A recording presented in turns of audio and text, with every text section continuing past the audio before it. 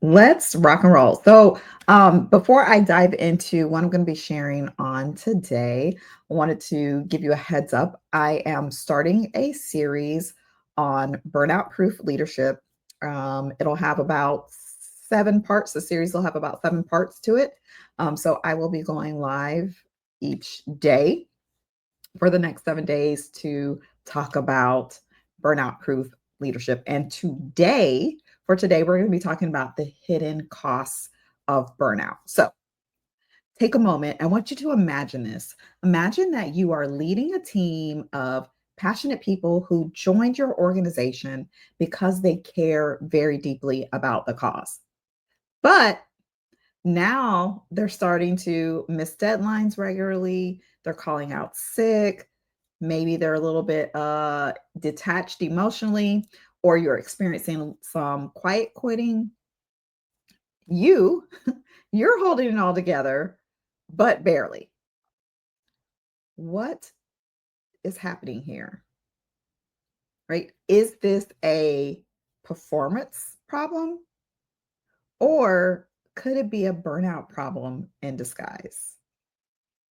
And that's really what we're going to be talking about today. So, before I move any further, I want to encourage you, if you know another leader who needs to hear this message, maybe they're stressed out, feeling a little burned out themselves, or maybe they're just experiencing a little overwhelm, go ahead, tag them in the comments or share this video with them so that they can get the information that they need in order for them to move from burnout into balance, right? And so, well, let's talk about what burnout actually is. And the WHO, right, the World Health Organization, defines burnout as a syndrome resulting from chronic workplace stress that has not been successfully managed. I'm going to say that again.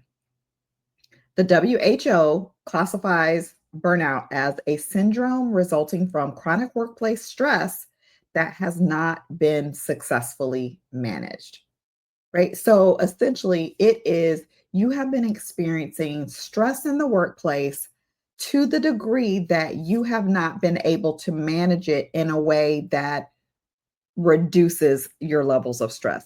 And you can find yourself in this place of dealing with overwhelm and even burnout or on the verge of burnout.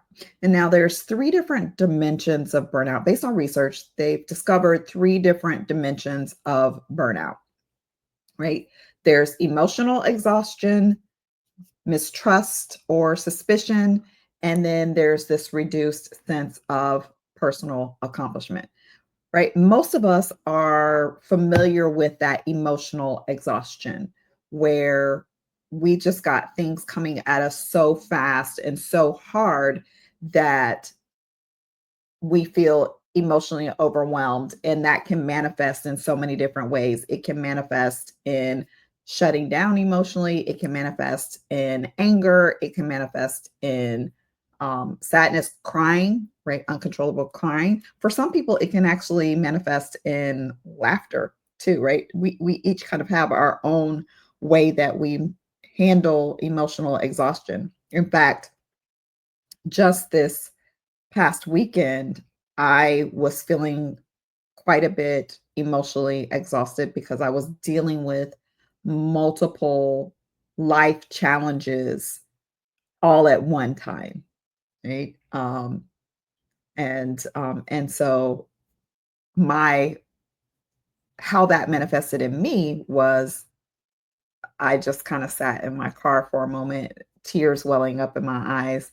And I honestly, I did not allow myself to feel those feelings. I normally am really a big advocate of allowing yourself to feel all the feelings so that they can move through you. Um, However, in that moment, I just didn't have time to feel those feelings. And so it was much later that I actually took the time to process, right? But emotional exhaustion, where it just completely overwhelms you emotionally. Now, as it relates to burnout manifesting as mistrust or suspicion, we just get, when you are overstimulated in that way, it's easy for us to think that everyone is out to get us. Right? And so we don't trust people. We're very suspicious of their behaviors just because we are overly stimulated. And then there can also be this reduced sense of personal accomplishment because there's so much going on. We don't have the time to stop, pause, and actually celebrate the things that we accomplish, whether they're big or small, right? Now, there's some common misconceptions as it relates to burnout. One is that burnout is just simply being tired, or like, I just need a vacation. I just need to escape, right? And that's not really true. We'll dig into this a little deeper in just a moment.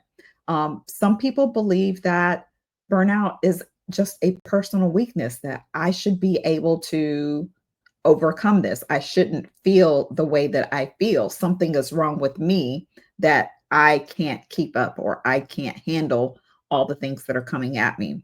And it also can affect anyone in your organization, not just the leaders. Your frontline staff can find themselves in a place of burnout as well, right? So if their burnout knows no name or no role, it can impact anyone, even your children. I know we're talking about burnout-proof leadership, but even your kids can experience burnout if they have been overly stimulated. So real quick, drop in the comments for me. How would you personally describe burnout in your own words, right? In your own words, how would you describe what burnout is or what burnout looks like for you, if you know, right? And while you're doing that, I'm going to talk a little bit about the science behind burnout. Right? I'm a research girly, and so I love to have the science behind the things, not just the information. I like to know the why behind things as well. Right? And so, from a physiological perspective, burnout impacts our body. So there is an overproduction when we are in burnout, there is an overproduction of cortisol and adrenaline in our system, right? These are the stress hormones, right? The cortisol is the stress hormone. Adrenaline is the hormone um, that is excreted to get by our nervous system to get our nervous system to respond or react very quickly. So think about when if you touch a extremely hot surface and burn yourself, it's the adrenaline courses through your veins to pull you away from the thing that was dangerous, and it oftentimes can mask any pain sensations that would typically be there, just to get you out of the place of danger. And then those feelings and sensations come later once the shock has kind of worn off. And these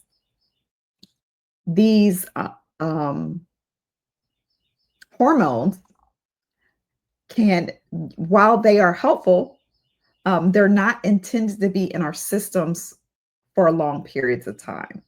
And when we allow or we don't give ourselves the opportunity to recover, then the cortisol and adrenaline are continuing to course through our body, and there's long-term impacts that can come about as a result of that.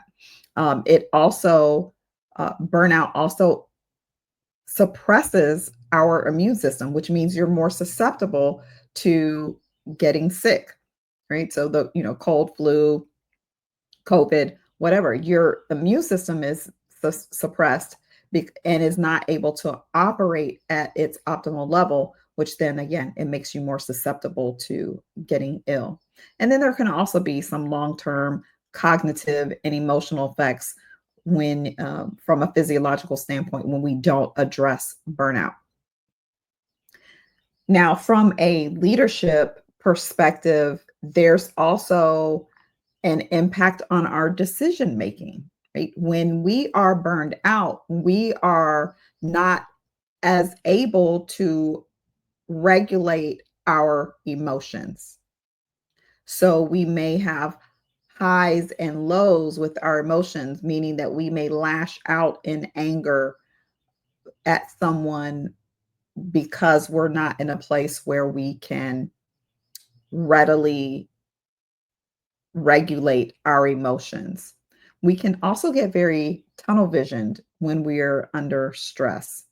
And this leads to difficulty in innovating or problem solving, especially when it comes to complex problems, right? And so burnout has so many more impacts on us than just simply feeling tired or feeling emotional. There are so many physiological aspects of burnout as well as this mental impact, right? Because it impacts our decision making and leadership ability.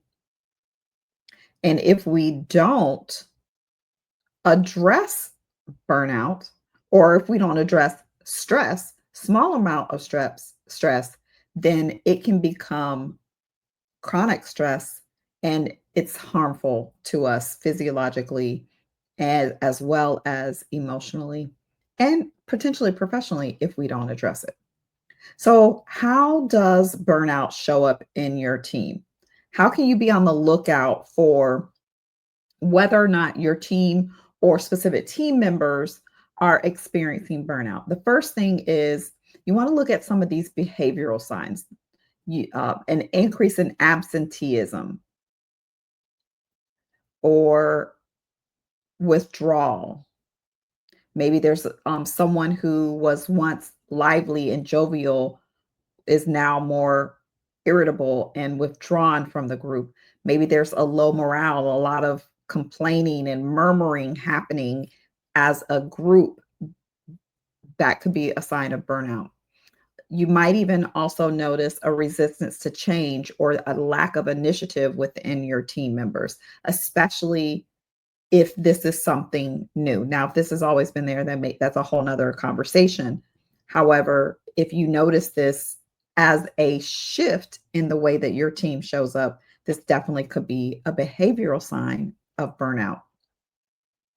Now, from a performance perspective, you could start to see a decline in productivity and creativity. There may be communication breakdowns, or you might start to experience a high turnover rate within your team, or you might even see that quiet quitting that has been talked about quite a bit, where people are present, right? They're there, they're physically there. However, they're refusing to do certain aspects of their work, or they're just doing the bare minimum, right? So they're there, but they're not really fully contributing to themselves, to the department or organization as a whole. And this has a price tag to your organization. Now, if you are a nonprofit leader and your team is experiencing burnout, the cost can be really high because you're already operating with limited resources. And many organizations, nonprofit organizations, lean on volunteers as a way to carry out their mission, right? And so one of the costs to burnout is volunteer disengagement. If you lean too heavily on them, you may end up losing the volunteers that you have, or they'll start to pull back. And then there's even more load on the team, right? Your overarching team or your full-time staff. I'll say it that way, right? You can also start to experience an erosion of trust from your donors or funders. Because think about it. If productivity is down, if there's a lot of absenteeism happening, if you're experiencing high turnover, all of those things are going to impact your ability to accomplish the things that you need to accomplish. That means productivity is going to be decreasing. And depending upon the level at which these things are happening, it can plummet, right? And if you're not being as productive as you should be, then what's going to happen is the profitability of your organization is going to fall as well, right? And so that can impact the trust that your donors and funders may have within your ability to move forward the mission, right? And speaking of mission, oftentimes because of the pressure to perform and the pressure to increase the productivity or increase the revenue into the organization, right? Because it's costing you, we may end up starting to experience mission drift because the turnover's there, there's instability there, and so you may start to move in a direction that doesn't align with your mission because an opportunity presents itself, or you have there's a funding opportunity that comes, or and because you need that revenue for your organization, you venture out into an area that really doesn't align with the overarching mission of your organization. Now, that's just kind of some general costs, but there's some really hard costs that go along with this. So think about the cost of recruiting someone new, the cost of onboarding that person and then retraining, training this new staff. It takes time and money and effort in order to be able to do that. This can also cause a delay in your program delivery, or it can cause some compliance risk because you don't have the staff to carry out the specific parameters of your programs. There's also the soft costs, right? So, those are hard costs where you actually have to, it's going to cost you money because you can't, because you have to bring on new staff, or you have to delay moving into things, or maybe you have to pay fees and fines because you're out of compliance. But then you also have soft costs like a loss of institutional knowledge. When you have high turnover rates, then that means that not every person who leaves out your organization takes knowledge and information with them. And if that information has not been passed on to other people, you lose that institutional knowledge. Not only that, there can be damage to the dynamics of your team and the culture of your organization when you've got this revolving door, when people are kind of abandoning ship, if you will, right?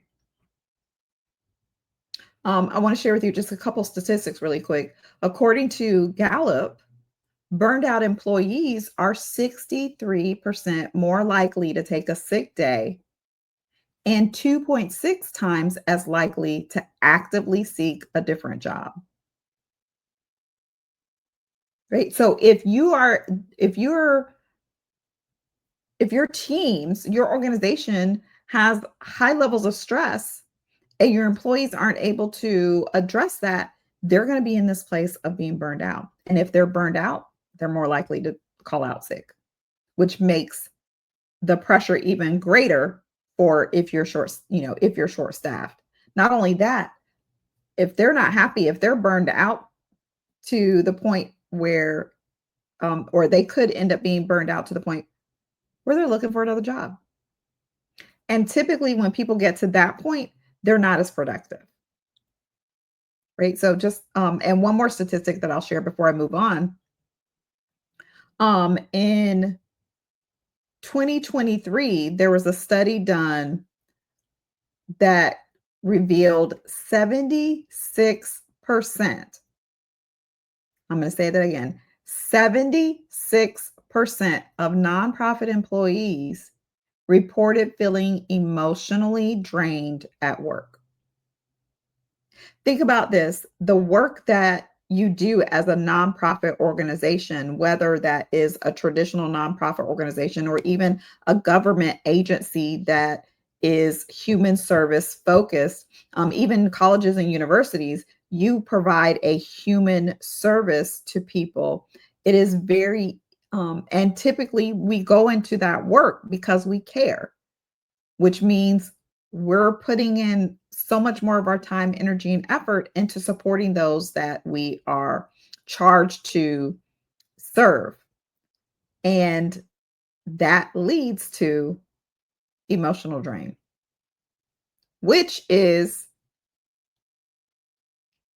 it is a indicator that burnout could be present, right? So some of the things that people or leaders tend to use or use as an approach to address burnout, some of the common ones actually end up backfiring on you, right? Because you're not addressing what the root cause is, right? You maybe you're pushing harder with your deadlines, or you're pushing harder with the performance metrics, right? So maybe you're increasing the amount of work and output that your team has to produce. Maybe you start throwing incentives at the team as kind of as a reward. However, what they really need is rest, right? So encouraging them to, work harder for some carrot that you're dangling out there, yet what they really need is some time to rest and recuperate in order for them to recharge so that they can come back to work and produce at a high level of performance, right? Sometimes people will use a one size fits all approach to supporting their team, right? So maybe they give them, a self-care day, right? But there's no systemic support, right? We use the same thing for everyone and not recognizing, look, we're all individuals. And the thing that what charges me up, recharges me, may not be the same thing that recharges everyone on your team. So you want to make sure that that approach that you take is customized to the individual. And like I said, these approaches tend to backfire or fail because they're only addressing the symptom, not what the root cause is. And when you ignore the structural contributions, like to burnout, like poor communication or unclear roles or toxic culture, all you're doing by ignoring that is perpetuating the burnout, right? You've got to actually address the root cause of the burnout in the first place in order for you to turn the tide in your favor, right? So, a wake up call for you. I've got a couple of questions that I want you to reflect upon. One, am I unintentionally contributing to burnout in my team? Right?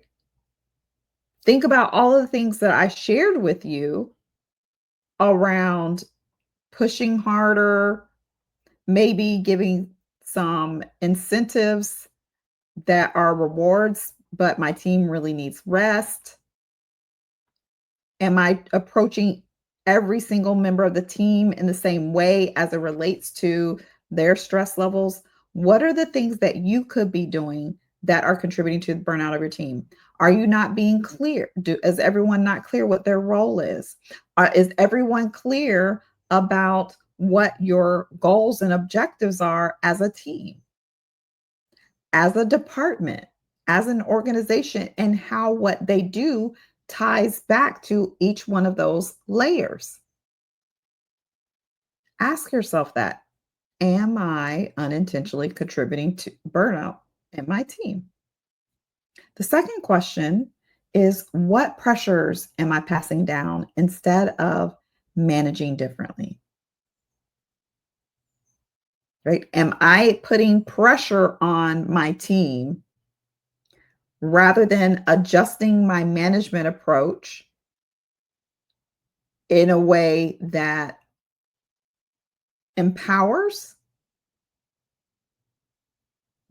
and not commands, right? Or is applying that pressure to them, right? So those are the two questions that I want you to reflect upon. And think about this. I want to just kind of drop this little idea for you. The solution starts with you, not by doing more, right? I'm not asking you to take on more responsibility or remove responsibility from your team members. That's not what I'm saying here. What you can do though is lead differently. And that's what we'll talk about in tomorrow's live stream, where I'll share with you what it looks like to lead proactively instead of reactively, and how that shift can transform your team's energy and the outcomes that you experience. Right? So, couple I'm do a quick recap. Couple key takeaways from our chat today is: one, burnout is so much deeper than just stress or exhaustion. It's costly. It's costly to the individuals, it's costly to the team, and it's costly to your mission, to the mission of your organization. And finally, it's important for you as a leader to recognize and address what the root cause is of burnout within your team, right? So if today's message resonated with you, do me a favor, tag a fellow nonprofit leader who needs to hear this so that they too can come out of this place of burnout and overwhelm, or leading a team that is experiencing burnout and overwhelm into one that is balanced and productive, right? So I will see you back here tomorrow. Have an amazing rest of your day.